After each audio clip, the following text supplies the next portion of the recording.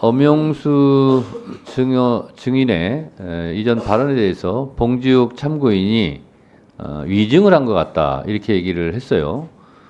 그러자 엄영수 증인이 발언권을 신청했습니다. 손을 들으셨죠? 봉지욱 참고인 잠깐 마이크로 나와주시고 잠깐 둘이 이게 진실을 밝히자고 하는 거지 억울한 사람을 만들면 안 되거든요. 엄영수 증인 일어나 주세요. 거기 무선 마이크 주세요. 자, 어떤 부분 봉지욱 참고인 네. 짤막하게 답변하셔야 됩니다. 네. 어떤 부분을 위증한 것 같다라고 얘기했습니까?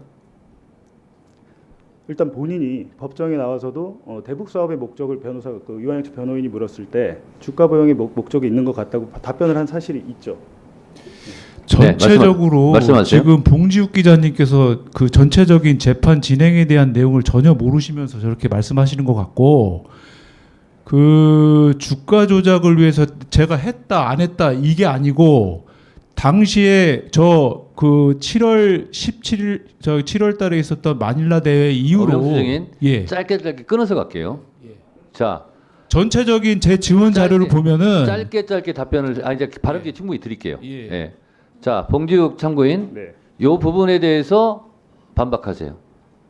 지금 얘기한 부분에 지금 뭐라고 말씀하시는지 모르겠는데. 네. 제가 지난번 최상병 창문회 때도 얘기를 했습니다. 자,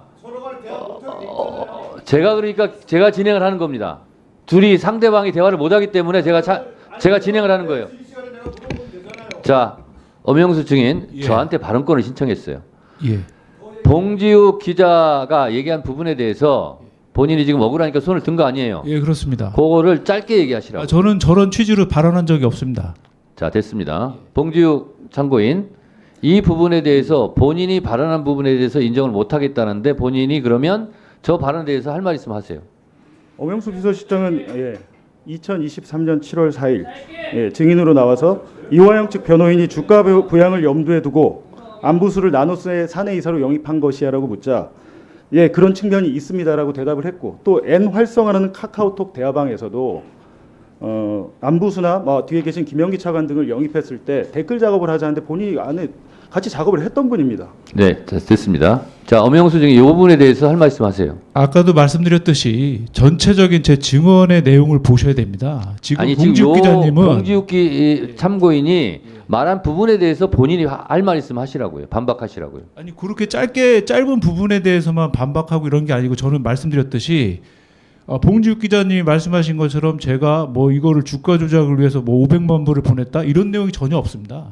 저는 제가 말씀드리고 싶은 본인이 거는 그런 증언을 법정에서 한 적이 없습니까? 예, 저는 500만 불이 주가 조작을 위해서 했다는 그 발언을 한 적이 없습니다.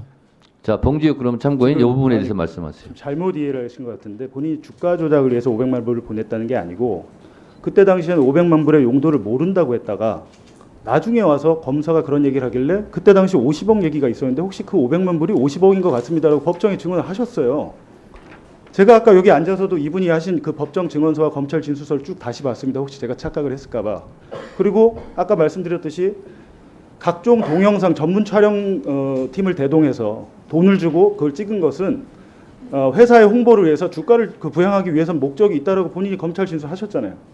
자, 직접 묻지 마시고. 자, 이 부분에 대해서 엄영수 증인 할 말씀 하세요.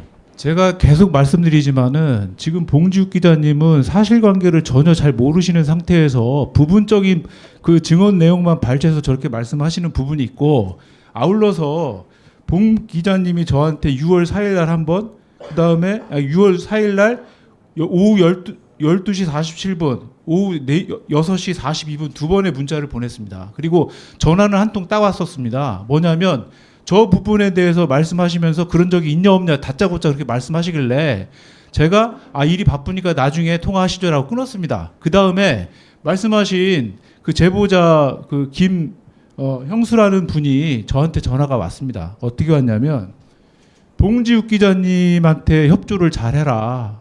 안 하면은 나중에 민주당에서 이재명 대표가 대통령이 되면 쌍방울 김성태 회장님하고 쌍방울을 초토화시킬 거다. 그래서 자기도 겁이 나서 얘기했다. 이런 얘기를 저한테 했습니다. 그런데 이런 정확한 내용도 모르시고 저한테 자꾸 이렇게 얘기하시는 거는 정말 이건 잘못된 알았고요. 거라고 지금 생각합니다. 알았고요. 봉지욱 참고인 그러니까 지금 요 부분에 대해서 네네. 그럼 반박하세요. 당연히 저는 반론을 받기 위해서 전화를 한 것이고요. 제가 전에 듣기로는 저 반대입니다.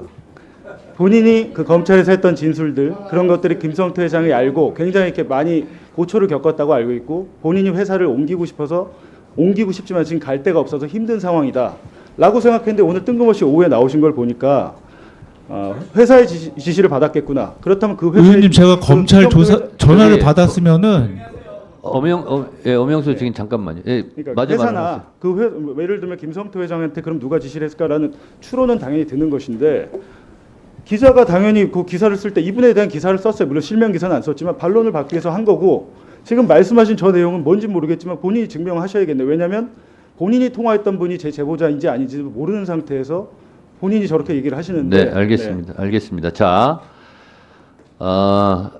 이렇게 마무리하고요. 본인들이 지금 오고 가면서 이제 서로 주장을 하셨는데 마지막으로 1분씩 마무리 발언 드리겠습니다. 자, 엄영수 증인 1분 발언하세요.